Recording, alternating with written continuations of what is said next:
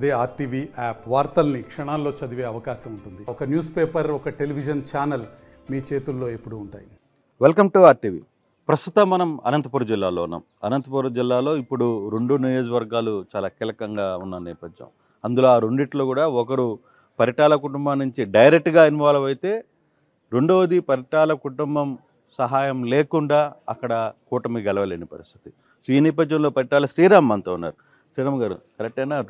ఒకటి మీ కుటుంబం, మీ తల్లి ఏమో రాప్తాడు నేరుగా రంగంలో దిగారు, మీరేమో ధర్మవరం బాధ్యతల్ని మీ భుజాల మీద వేసుకోవాల్సిన పరిస్థితి వచ్చింది. ఎలా ఉన్నాయి రెండు? ఈ రెండు గత 5 ఏళ్ళ నుంచి అండి ఆల్మోస్ట్ అనంతపురం జిల్లాలో స్టేట్లో ఏ పరిస్థితి మనం చూస్తూ వచ్చాము. దానికి పరాకాష్ట వేస్తూ ఈరోజు రాప్తాడు కావచ్చు, అదే రకంగా ధర్మవరం కావచ్చు, ఇక్కడున్న నాయకులు ప్రజలతో వివరించిన పరిస్థితిని కూడా మనము గమనించుకోవచ్చు. సో ఇప్పుడు ఉన్నది ఏంటంటే, రాష్ట్రంలో తెలుగుదేశం గెలవడం ఎంత ముఖ్యమని చెప్పి ప్రజలందరూ భావిస్తున్నారు. రాప్తాడు ధర్మవరంలో ఫస్ట్ ఈ నాయకులు ఇంటికి పంపించడం అంత ముఖ్యమనేది ప్రజలందరూ 2 నియోజకవర్గాల్లో కూడా భావిస్తున్నారు. ఎందుకంటే వీళ్ళు చేసిన అవినీతి కావచ్చు, అరాచకాలు కావచ్చు, వీళ్ళని ఎక్స్పెక్ట్ చేయలేదు. అన్ఎక్స్పెక్టెడ్లీ వీళ్ళు ఇంత గట్టిగా టర్న్ తీసుకుంటారని ప్రజలకు గట్టి షాక్ ఇచ్చిన పరిస్థితి 2 నియోజకవర్గాల్లో.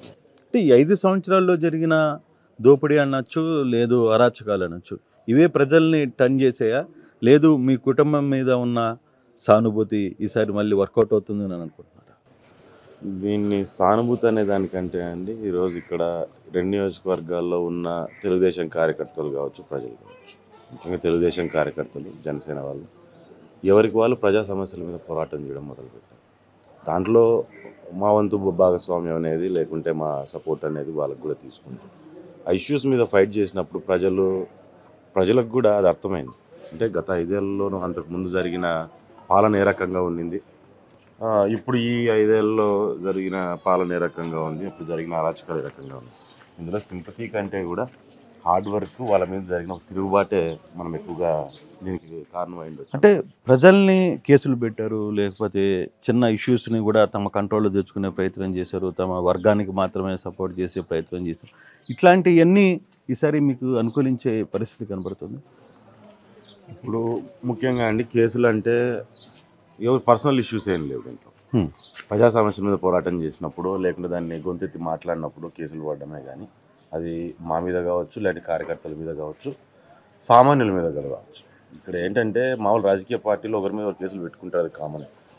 కానీ ఇక్కడ ఏమైపోయిందంటే, ముఖ్యంగా సామాన్యులు కూడా ఎవరైనా ఎక్కడైనా మాట్లాడినా, సోషల్ మీడియాలో చిన్న కామెంట్ పెట్టినా కానీ అరెస్టులు చేసి స్టేషన్లో పట్టకపోయి ఇబ్బందులు పెట్టిన పరిస్థితిని కూడా మనము గత 5 ఏళ్ళ నుంచి అన్ని దగ్గరలో చూస్తున్నాం. అట్ ద సేమ్ టైం మాకు ఇంకొంచెం ఎక్కువగానే చూస్తున్నాం. ఎందుకంటే ఈరోజు ధర్మవరం తీసుకున్నారంటే అక్కడ మావాడు సోషల్ మీడియా పులి ఫేస్బుక్లో చాలా యాక్టివ్గా ఉంటాడు. At the same time YouTube, social media మీద చాలా హెవీ కాన్సన్ట్రేషన్ ఉంటుంది. సో చిన్న ఏమన్నా ఇట్లా తప్పు జరుగుతుందంటే కూడా దాని మీద విపరీతంగా రియాక్ట్ అయిపోయే పరిస్థితి అనేది ఈవెన్ ధర్మవరంలో ఉంది. అట్ ద సేమ్ టైం రాప్తాడులో కూడా సిమిలర్ సిచ్యువేషన్ ఫేస్ చేసుకుంటూ బోత్ ఆర్ సేమ్, పెద్ద తేడా ఏం లేదు. సో ఈరోజు ఇవన్నీ జరగడం వలన ముఖ్యంగా ఇందాక మీకు చెప్పినట్టుగా నాయకులు కూడా, ఇక్కడ ఉన్న తెలుగుదేశం నాయకులు ఎవరు కానీ సొంత కేసులు ఏమీ లేవు, ఏవైనా సరే ప్రజా సమస్యల మీద పోరాడితే వచ్చిన కేసులు. సో దీని మీద ఫైట్ చేయడం, ఆ కేసుల మీద ఫైట్ చేయడం అనేది సమస్యల మీద ఉన్నారు కాబట్టి వాళ్ళకి అది క్లియర్గా మార్పు రావాలనేది కోరుకుంటున్నారు. ఇంకా సొంత వర్గాలు అంటే ఏం లేదండి, అందరినీ ముంచి పారేస్తున్నారు. సొంతంగా చుట్టూ తిరిగినోని కూడా ముంచేశారు వాళ్ళు. ఈరోజు చాలామంది వైసీపీ నుంచి తెలుగుదేశంలోకి జాయిన్ అవుతున్నారు ఇప్పుడు రాప్తాడు కానీ ఇక్కడంతా. అంటే దానికి కారణం ఏంటంటే, వాళ్ళని నమ్మిన వాళ్ళందరినీ కూడా నెత్తించి చేపెట్టే పరిస్థితి ఈరోజు 2 నియోజకవర్గాలు ఏర్పడింది కాబట్టి ఈరోజు తిరిగి తెలుగుదేశం వైపు. రాప్తాడులో చాలా డిఫరెంట్ పరిస్థితి కనబడుతుంది. రాప్తాడులో రెడ్డి సామాజిక వర్గానికి సంబంధించిన చాలామంది మీకు టచ్లోకి వస్తున్నట్టు సమాచారం వస్తుంది. అంటే కొందరు డైరెక్ట్గా వస్తున్నారు, కొందరు ఇండైరెక్ట్గా కూడా మీతో టచ్లోకి వచ్చారు. ఇది వాస్తవమేనా అన్న? ఇప్పుడు బేసిక్గా ఎలా ఉందంటే అన్న, ప్రకాష్ రెడ్డి అనే వ్యక్తి పరిటాల కుటుంబాన్ని యాంటీ రెడ్డిగా చిత్రీకరించి ఒక స్టేజ్ షో వేసేసాడు అనమాట, ఒక డ్రామా వేసేసాడు. దానికి పాపం చాలామంది ఈరోజు నిజమేనేమో అనే ఆలోచన చేసే పరిస్థితి. దాన్ని కూడా నిజంగా వాళ్ళు నమ్మి లాస్ట్ ఎలక్షన్లో గట్టిగా అందరూ కూడా మాకు పెద్ద సేవియర్ వీడు వచ్చేసాడు, వీడేదో మమ్మల్ని కాపాడేస్తాడు, వాస్తవంగా అక్కడ ఏమీ లేని చోట ఏదో ఉందని చెప్పి తను చిత్రీకరించడం జరిగింది. కానీ గత 5 ఏళ్ళు వీళ్ళ ప్రవర్తన చూసిన తర్వాత కంపారిజన్ మొదలైపోయింది. 25 ఏళ్ళగా పటేల్ కుటుంబం రాజకీయాల్లో ఉన్నప్పుడు వాళ్ళ దగ్గర నుంచి మనకి ఏమన్నా ఇబ్బందులు వచ్చాయా, ఇతను గవర్నమెంట్లోకి వచ్చినాక ఇబ్బందులు వచ్చాయా ఏంటనేది వాళ్ళకి ఆలోచన చేసుకోవడానికి ఒక సమయం అనేది దొరికింది. కంటిన్యూగా గెలుస్తూ వచ్చాం కాబట్టి ఖచ్చితంగా వాళ్ళకి ఆలోచన సమయం ఉండదు. మా మీద వ్యతిరేకంగా వీళ్ళు పక్కన చెప్పే వాళ్ళు ఎక్కువగా ఉన్నప్పుడు ఆ వ్యతిరేక భావాలు అనేవి ఉండొచ్చు. కానీ ఇప్పుడు ఆలోచన చేసే పరిస్థితి అనేది వచ్చింది. ఎందుకు ఆ రోజు పరిటాల రవీంద్ర గారు ఉన్నప్పటి నుంచి ఈ రోజు దాకా మా ఫ్యామిలీకి నమ్మకంగా అన్ని రకాలుగా ఇబ్బందులు పడిన వాళ్ళు ఉన్నారు, నష్టపోయిన వాళ్ళు ఉన్నారు, బాగుపడిన వాళ్ళు ఉన్నారు రెడ్డి కమ్యూనిటీ నుంచి. ఈ రోజుకి మా ఇంట్లో కుటుంబ సభ్యుల్లా మెలుగుతున్న వాళ్ళు ఈరోజు జిల్లా వ్యాప్తంగా రాష్ట్ర వ్యాప్తంగా కూడా చాలామంది ఉన్నారు అటువంటి వాళ్ళు. కానీ దానికంటే కూడా ఏదో తప్పు జరిగిందని చెప్పి వీళ్ళు చూపించే ఒక దుష్ప్రచారం విషప్రచారమే దాన్ని సక్సెస్ చేసుకున్న ప్రయత్నం చేస్తారు. సో అవన్నీ తెలుసుకున్నారు కాబట్టి ఈరోజు అందరూ కూడా కలవగలుగుతున్నాం, కలిసి రాగలుగుతున్నారు. అంతా కలిసి ఈరోజు వాళ్ళ పతనానికి అది నాంది పలకడము మొదలైంది. డైరెక్ట్ ఆర్ ఇండైరెక్ట్లీ ఈరోజు సపోర్ట్ చేసి ఊరు బాగుండాలని ఆలోచన చేస్తుంది. అయితే అంటే శ్రీరామ్ విషయంలో ఒక చిన్న ఇష్యూ. ఎందుకంటే ధర్మవరానికి మొదటగా ధర్మవరంలో నువ్వు నెక్స్ట్ పోటీ చేయాలి, ఈ 4 సంవత్సరాలు మీరు అక్కడ ఉండాలని పంపించి మిమ్మల్ని అధిష్టానం, అవునా కదా? మరి చివరి మూమెంట్లో ఎందుకు అక్కడ ఈక్వేషన్ మార్చాల్సిన పరిస్థితి ఎందుకు వచ్చింది? అంటే 2 సీట్లు ఇస్తే కష్టం, లేదు ఒక సీటు మీద అయితేనే ఇద్దరు అక్కడ కొంత వర్కౌట్ చేసుకోవాలి ఆలోచన ఏమన్నా టీడీపీ చేసిందా? అంటే నాకున్న సోర్స్ శ్రీరామ్ వెనకాల ఒక పెద్ద కుట్ర జరుగుతుంది.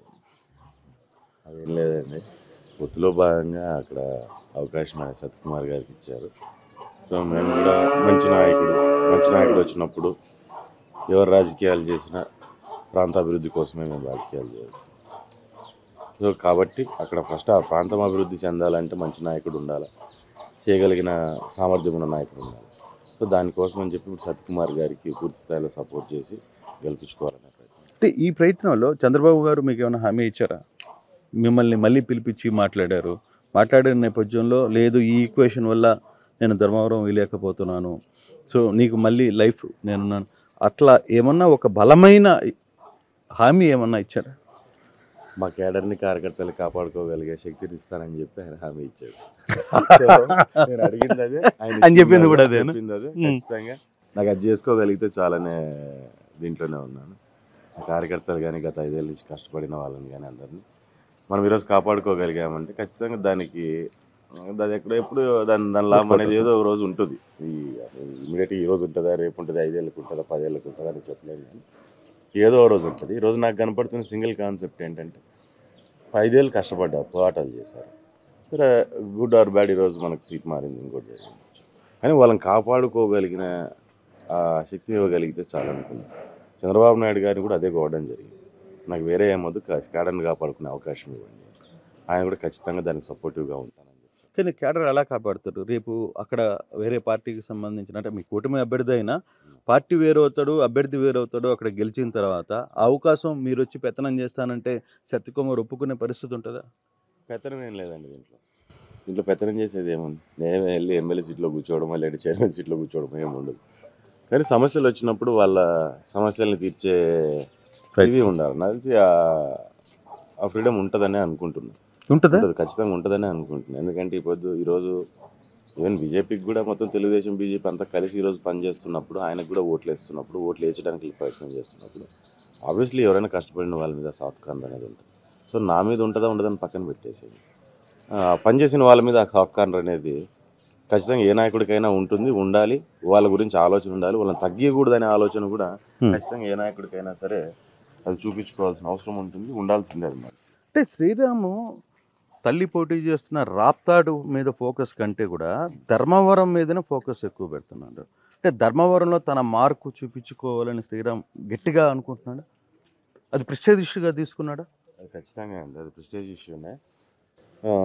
ఇప్పుడు ధర్మవరంలో ఇప్పుడు మనకేంటంటే ఇప్పుడు క్యాండిడేట్ కొత్తగా ఉన్నారు కాబట్టి అక్కడ ఉన్న ఇన్ఫ్రాస్ట్రక్చర్ అనేది కూడా తెలుగుదేశం పార్టీకి సంబంధించిన వీళ్ళే మేజర్గా లీడర్స్ కానీ ఇంకోరు కానీ ఉంటారు కాబట్టి వాళ్ళని పూర్తిగా ఎక్కడైనా చిన్న చిన్న సమన్వయ లోపాలు లేకుండా ముందుకు తీసుకెళ్లే ప్రయత్నంలో ఈరోజు కాన్సన్ట్రేషన్ అనేది అటు పెట్టడం జరుగుతుంది. రాప్తాలు నేను కొత్తగా చేయడం ఏం లేదు, 25 ఏళ్ళ నుంచి రాజకీయాలు చేయాలి. ఇప్పుడు అక్కడ అందరూ పరిచయాలు, ఏ ఊర్లో ఏ నాయకుడు ఉన్నాడు ఏంటనేది మాకు కూడా ఐడియా ఉంది. ధర్మవరంలో ఏంటంటే ఈ గ్యాప్ ఉంది కాబట్టి ఆయన కొత్తగా వచ్చాడు కాబట్టి వాళ్ళకు హెల్ప్ఫుల్గా ఉండేంతవరకు, అడ్వైజ్ చేసేంతవరకు ఖచ్చితంగా అది ఉండాల్సిందే. కానీ కీలక సమయం రాబోయే ఈ వారం రోజులు చాలా కీలక సమయం. తల్లికి తోడుగా నిలబడాల్సిన అవసరం కూడా ఉంది కదా. ఖచ్చితంగా ఖచ్చితంగా ఇప్పుడు రాప్తాడు ధర్మవరం అనేది ఖచ్చితంగా రెండు బాధ్యతలే, రెండు కళలు లాంటి. ఏ కన్ను కావాలంటే మనం ఏది ఇంకో దాన్ని చూపించలేము. సో రెండు దానిలోని గట్టిగా పని చేయాల్సిందే. ముఖ్యంగా ఇది ఈసారి నాకు చెప్పినట్టు తెలుగుదేశం జెండా ఎగరడం అనేది అది అసలు మెయిన్ ఎజెండా అవసరం. అది మెయిన్ ఎజెండా లాగా పెట్టుకొని పని చేసుకోవాల్సిందే. ధర్మవరం విషయంలో మీరు చాలా సీరియస్ అయిన అలిగేషన్స్ మీ ప్రత్యర్థి మీద చెప్తున్నారు, ప్రస్తుత ఎమ్మెల్యే మీద. మీరు మా ధర్మవరాన్ని అధర్మవరం చేశారని చెప్తున్నారు, భూములు దోచుకున్నారు అంటున్నారు, లేకపోతే రియల్ ఎస్టేట్లో డబ్బులు వసూలు చేశారంటున్నారు, ల్యాండ్స్ కబ్జా చేశారంటున్నారు, పెద్ద ఇల్లులు కట్టుకుంటున్నారు. కానీ ఆయన మీ మాటలకి ఒకటే, మీరు ఏదైనా నేను తప్పు చేస్తుంటే ఒక్కటి మీ దగ్గర నుంచి రుజువు చూపించమంటే ఎందుకు చూపించలేక పారిపోతున్నారు అని అడుగుతున్నారు. గతంలో నారా లోకేష్ గారు పాదయాత్ర జరుగుతున్నప్పుడు డ్రోన్స్ పెట్టారు. డ్రోన్స్ పెట్టి ఈయన ఎంత కబ్జా చేశాడనేది బేసిక్గా చెప్తుంటే అందరు విన్నారు, కానీ ఆ డ్రోన్ పెట్టి చూసేంత వరకు ప్రజలెవరికి తెలియలేదు పరిస్థితి. సో ఒకసారి దాని మీద చెప్పంగానే ఆ రోజు గూగుల్ మ్యాప్స్లో అంటే ఎట్లుందంటే చాలా చీప్గా ఉంటుంది. ఎట్లా అంటారంటే 20 ఎకరాలు 30 ఉందా, 40 చిల్లర ఉంది అక్కడ భూమి. దాన్ని 20 ఎకరాలకి గూగుల్ మ్యాప్స్లో మార్క్ చేసి మాకు చూపెడతాడు ఆయన. 20 ఎకరాలకే మార్క్ చేస్తాడు. ఏం చేస్తాడు, అటు సైడ్ ఇటు సైడ్ భూమిలో వేసి మధ్యలో అంతా మార్క్ చేసి ఇది నాది కాదు, ఇది నాది కాదంట. నాది కాదు అన్నప్పుడు ఏం చెరువు ఆక్యుపై చేశాను. అంటే చెరువులోకి ఉండే భూమి అక్కడ ఉన్నది 30 ఎకరాలు, 20-30 ఎకరాలు చూపెడుతుంది. దాన్ని మళ్ళీ అక్కడ ఓవరాల్గా గూగుల్ మ్యాప్స్లో నువ్వే మార్క్ చేసి చూపించింది, టెరిటరీలో మేము మార్క్ చేసి సరిగ్గా 40 ఎకరాల పైన చూపిస్తాను. అది కాకోకుండా అసలు నాకు ఇది సంబంధమే లేదు భూములు. దానిలంతా బయటికి తీస్తే అతను అనుచరుల మీద, వాళ్ళ మరదల పేరు మీద, పిత్రాజితం మరదల పేరు మీద, ఆ అమ్మాయిది ఎక్కడో కడప జిల్లానే ఎక్కడ, ఆ అమ్మాయి తీసుకొచ్చి పిత్రాజితం ధర్మవరంలో ఎట్టుందో నాకు అర్థం కాదు. వాళ్ళ నాన్న ఎప్పుడు వచ్చి ఇక్కడ ఉన్నారు. సో ఈ రకంగా ఇప్పుడు నువ్వు తప్పు చేసి పక్కన వాళ్ళ మీద వేసేస్తే సమాధానం వాళ్ళు చెప్పుకుంటారు, మనకేముందిలే మంది ఏం లేదు కదా అనే మూడ్లో ఆయన కూడా ఏముందంటే ఒక కాన్ఫిడెన్స్.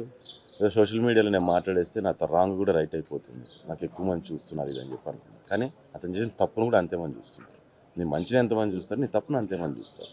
సో ఆ రకంగా బయటకు వెళ్తుంది. ఈరోజు సాక్ష్యాధారాలు అడుగుతున్నారు కదా, 15 రోజులు లేట్ కూడా ఖచ్చితంగా ఇస్తున్నారు. సాక్ష్యాధారాలు బయటకు వస్తాయి, ఎంక్వైరీలు జరుగుతాయి. ఏ రకంగా ఒక బిజినెస్ లేని వ్యక్తి, ఒక కంపెనీ లేని వ్యక్తి, కానీ ఒక పని అంటూ లేని వ్యక్తి ఇంత ఆస్తుల్ని 5 ఏళ్లలో ఎటా సంపాదించాడు. కానీ ఇదే క్వశ్చన్ అడిగితే నా ఆస్తులు అప్పుడు నేను ఏం చూపించానో అవే ఉన్నాయని చెప్తున్నారు. రెండవది, నన్ను బెదిరించే ప్రయత్నం చేస్తున్నారు, ఈడీ అంటున్నారు, ఇన్కమ్ ట్యాక్స్ అంటున్నారు, ఇంకోటి అంటున్నారు. ఇవన్నీ నన్ను బెదిరించాలని ప్రయత్నం చేస్తారు, వీటికి నేను భయపడుతున్నాను, నా దగ్గర ఏముందని పిక్కునేదానికి ఏమీ లేదు అనేది ఆయన చెప్తున్నారు. అసలు నిజంగా అదే జరుగుతుంది. ఏమన్నా భయపడకుండా మాట్లాడే పని ఉంది దాని గురించి. చాలామంది చాలా మాట్లాడుతుంటారు, నేను ఏది పట్టించుకోకూడదు. నేను భయపడలేదు అని నువ్వు చెప్పుకోవాల్సిన పని ఏముంది. నువ్వు భయపడట్లేదు కదా, ఊరికే ఉండు. భయపడుతున్నావు, భయపడు లోపల, కానీ అంతేగాని నువ్వు భయపడట్లేదు అంటే మనకి చెప్పుకోవాల్సిన అవసరం ఏం లేదు. ఇప్పుడు నువ్వు చెప్పుకుంటున్నావు అంటే అక్కడ ఏదో లోపల ఉందన్నట్టు, ఏదో ఉంది, దాన్ని ప్రజలు నమ్ముతున్నారు, నువ్వు భయపడుతున్నావు కాబట్టి నేను భయపడట్లేదు అని చెప్పి నీ చుట్టూ ఉన్న క్యాడర్ని ఏదో ధైర్యం చెప్పుకొని ముందుకు తీసుకెళ్ళాలి, ఎలక్షన్లోకి తీసుకెళ్ళాలనే ప్రయత్నం అనేది చేస్తున్నావు. ఎందుకంటే ఆ ధైర్యం ఎవరికి చెప్తున్నారంటే భయపడట్లేదని మాకు ఛాలెంజ్ చేయట్లే, లేకుంటే ఆయన చెప్పుకోవట్లేదు, చుట్టూ ఉన్న క్యాడర్కి చెప్తున్నారు.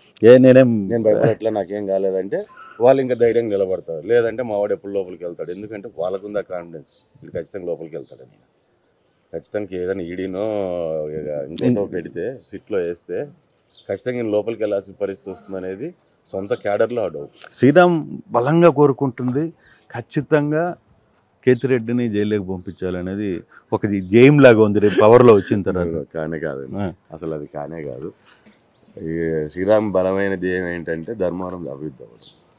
అక్కడున్న ప్రజలు ఎవరైతే ఉన్నారో గత 5 ఏళ్ళ నుంచి ఇబ్బందులు పడిన వాళ్ళు ఉన్నారో వాళ్ళకి మంచి జరగదు. ధర్మవరంలో జరుగుతున్న రౌడీజం ఇంతకాలం నుంచి దాన్ని పూర్తిగా నిర్మూలించారు. కేతిరెడ్డిని లోపలేసినంత మాత్రం ఇవన్నీ జరుగుతాయి అనుకుంటే దానికి రెడీ, కానీ అది అట్లా అభివృద్ధి జరగడం ఇవన్నీ అనేది కాదు. సో ఇప్పుడు మా క్లియర్ ఎజెండా ఏముంటుందంటే రేపొద్దున గెలిచిన తర్వాత ఇది ఒక పార్ట్ అవుతుంది అంతే, మిగతాదంతా కానీ డెవలప్మెంటు ఏ నాయకుడైనా పనిచేసిన తర్వాత నా గురించి 10 కాలాలు చెప్పుకోవాలని ఆలోచన చేస్తాను. మేము చేసిన కృషికి కనీసం లాస్ట్ 5 ఏళ్ళ నుంచి పడిన ఇబ్బందులకి రేపొద్దున దానికి ఏదో రకమైన బెనిఫిట్ అనేది ప్రజలు పొందాలి అని ఎవరికొరకు ఉపయోగం ఉండాలి చేసిన పోరాటం. సో ధర్మవరం కంటే కూడా పరిటాల ఫ్యామిలీ రాప్తాడులో మొన్న అధికారం కోల్పోయిన తర్వాత ఎక్కువ ఇబ్బందులు పెట్టారు. కేసులు కావచ్చు, దాడులు కావచ్చు, మీ వర్గం మీద దాడులు కావచ్చు. అంటే గతంలో పరిటాల కుటుంబం తన కుటుంబ సభ్యులతో ఒక 5-6 మందిని చుట్టూ పెట్టుకొని కొంత వ్యవహారం జరపడం వల్ల కొంత ఇబ్బంది జరిగినది ఎంతవరకు వాస్తవమో అదే వాస్తవం ఇప్పుడు వీళ్ళ దగ్గర కూడా అన్నదమ్ముల మధ్య జరుగుతున్న రాప్తాడు బ్రదర్స్ మధ్య జరుగుతున్నది కూడా. అంటే ప్రజలు ఒక రకమైన ఆలోచనలో ఉన్నారు. అంటే చుట్టూ కోటరీ ఉంటే వర్కౌట్ కాదు, ప్రజల మధ్య నాయకులు వెళ్ళి తీరాల్సిందే అనేది నమ్ముతారా? అది ఇది ఇప్పుడు మీరు చెప్పిన సీరియస్ ఎలిగేషన్ అది చుట్టూ నాయకులు చుట్టూ ఉన్న కోటరీ అని చెప్తున్నారు. ఈరోజు 5 ఏళ్ళు అయిపోయింది. నా మీద 23 కేసులు ఉన్నాయి. మా అమ్మ మీద కొత్తగా మా అమ్మ మీద కేసులు పెట్టాను. తెలిసినంత వరకు ఇప్పుడు లేదు. నాయకుల్ని చూసాము, రాజశేఖర్ గారి కాలం చూసాము, ఎక్కడా లేదు. కానీ ఇప్పుడు సునీతమ్మ మీద కూడా కేసులు కట్టేసే పరిస్థితికి వచ్చేసింది. అంటే గవర్నమెంట్ ఎక్కడ దిగుదారుతో అర్థం చేసుకోవాలి. కానీ ఈ కేసులు ఏవే కానీ మేము ఫైనాన్షియల్ క్రైమ్స్ నా చుట్టుపక్కల లేకుంటే నేను అక్కడ కబ్జాలు దిగించుకోవాలి. సో మా ఇద్దరిని పక్కన పెట్టి చుట్టూ కోటరీ గురించే మాట్లాడాలి. నిజంగా నీకు ఆ సత్తా ఉంటే ఇప్పుడు కేసులు కట్టి లోపలేయాలి కదా, తప్పులు చేసుకుంటే. అంతే. ఇదే కోటరీనే మీరు చెప్పినట్టుగా కోట్లకు పడగలెత్తుంటే తప్పులు దొరికేటివి తీసుకొని పోయి లోపల వేయాల్సిందే. మళ్ళీ 5 ఏళ్ళ నుంచి ఏం చేస్తున్నారు? ఒకటి కట్టలేకపోయారు. ఈరోజు రేపు పొద్దున్న నేను 100 దిగలుగుతా ఆప్తాలు కేసు కాదు 100 కేసులు దిగలుగుతా. వాళ్ళ కుటుంబ సభ్యులు 100 దిగలుగుతా. ఎన్ఆర్జీఎస్లో ఫ్రాడ్ కావచ్చు, అట్ ద సేమ్ టైం మనకి భూ కబ్జాలు కావచ్చు, బెదిరించుట, వసూళ్ళు కావచ్చు, ఈ రకంగా ప్రతి ఒక్క దాంట్లో 100 సమస్యలు బయటికి దిగలుగుతారు. ఈరోజు గత 5 ఏళ్ళు సమయం ఇచ్చావు. నువ్వు నాకంటే విపరీతమైన ప్రచారం ఎక్కువ చేశావు, మరి ఎందుకు తీయలేకపోయావు? ఈరోజు ఇక్కడ పక్కనే ముత్యాలమ్మ గుడి ఉంటుంది. చిన్న ఉదాహరణ చేసుకోండి. ముత్యాలమ్మ గుడి ఒకప్పటి నుంచి అంటే మా ఏరియా అంతా ఒకప్పుడు నక్సలైట్ పార్టీ బాగా స్ట్రాంగ్గా ఉండేది. కమ్యూనిస్ట్ పార్టీ, ఉమ్మడి పార్టీ, దాని తర్వాత గణపతి వర్గం, ఇవన్నీ కూడా స్ట్రాంగ్గా ఉండేది మావోయిస్ట్ పార్టీ. ఆ టైంలో ఇక్కడ డబ్బులు మిస్యూజ్ అవుతున్నాయని చెప్పి ఒక కమిటీని తయారు చేయడం ముత్యాలమ్మ. దాంట్లో డబ్బులు ప్రతిసారి వస్తుంటే దాన్ని ఏదైనా ఉన్నా కానీ నీట్గా ఈ చుట్టుపక్కల 3-4 ఊర్ల నుంచి కమిటీలు పెట్టుకొని ఆ కమిటీల ద్వారా ఆ డబ్బులు ఖర్చు పెడుతూ మండలంలో చాలా చోట్ల సేవా కార్యక్రమాలు ముత్యాలమ్మ ట్రస్ట్ ద్వారా జరిగేవి. దాన్ని ఏం తీసుకొచ్చారంటే వీళ్ళు విపరీతంగా దాంట్లోంచి డబ్బులు తినేస్తున్నారు, వాళ్ళకి మెయిన్ సోర్స్ వీళ్ళకు ముత్యాలమ్మ గుడి అంటూ మా మీద ఒక ఆరోపణలు అనేవి తీసుకురావడం జరిగింది. ఈరోజు దాన్ని తీసుకెళ్ళి గవర్నమెంట్కి హ్యాండ్ ఓవర్ చేశారు. ఈరోజు ఒకప్పుడు వేలంపాట పాడితే కోట్లలో వచ్చే డబ్బులు ఈరోజు వచ్చేసరికి లక్షల్లోకి అయిపోయాయి. ఈరోజు హుండీలో పడే డబ్బులు కనపడట్లేదు. మరి ఏమవుతున్నాయి ఇవన్నీ? అంటే నీ పరిస్థితి నేను చెప్తున్నాను. ఈరోజు ఏ రకంగా ఉన్నది? ముత్యాలమ్మ సొమ్ము మంచిది కాదు. అక్కడ చిన్నోడికి కూడా ఎవడో ఇదయ్యే పరిస్థితి ఏమి ఉండదు. ఆ రోజు జరగవచ్చు కానీ అదేం నిలబడేది కాదు. కానీ ఈరోజు పరిస్థితి ఎట్లా అయిపోయిందంటే ఆ రోజు అలిగేషన్స్ ఈ రకంగా ఉంది. నిజంగా అవే అలిగేషన్స్ ఉంటే ఇప్పుడు కరెక్ట్ చేయాలి కదా. మళ్ళీ ఆ రోజు మేము ఉన్నప్పుడు ఎక్కువ ఎందుకు కలెక్ట్ అవుతుంది, మరి ఈరోజు తక్కువ ఎందుకు కలెక్ట్ అవుతుంది? జనాలు ఏమైనా తగ్గారా? జనాలు డబ్బులు ఇచ్చేది ఏమైనా మారిందా? లేకుంటే అక్కడ ఉన్న వస్తువులు ఆ రోజు ఉన్నప్పుడు ఎంత నీట్గా ఉండేవి, ఈరోజు ఎందుకు వస్తువులు ఇచ్చేయలేకపోతుంది? అంటే అలిగేషన్ అనేది ఎంత వరస్ట్గా అంటే రాజకీయాలు ఇంత గలీజ్గా ఉంటాయనేది ఈ 5 ఏళ్ళ నుంచి మాకు పడుతుంది. అంతకుముందు నుంచి ప్రకాష్ రెడ్డి అనే వ్యక్తి ఇక్కడ ఎమ్మెల్యే పోటీగా చేయడం మొదలుపెట్టినప్పటి నుంచి, అతను నోరు తెరవడం మొదలుపెట్టినప్పటి నుంచినే రాజకీయాలు ఇంత గలీజ్గా చేయొచ్చా అనే పరిస్థితి రాప్తాలో ప్రజలందరూ కూడా ఆలోచించే పరిస్థితికి వచ్చేసారు. సో ఇట్లాంటి ఎలిగేషన్స్తో ఈరోజు బయటకు వచ్చాం. చేతనైనంటే ఇప్పుడు అరెస్ట్ చేయాల్సింది, కేసులు పెట్టాల్సింది, అన్నీ ప్రూవ్ చేయాల్సింది. ఇప్పుడు ఈరోజు నేను 100 తీస్తాం ఇట్లాంటివి, అదే చెప్తున్నాను మీకు, 100 తీస్తాం. మరిన్ని వీడియోస్ కోసం ఛానల్ ని సబ్స్క్రైబ్ చేయండి, లేటెస్ట్ అప్డేట్స్ కోసం వాట్సాప్ ఛానల్ ని ఫాలో చేయండి, అండ్ లింక్ డిస్క్రిప్షన్ లో ఉంది.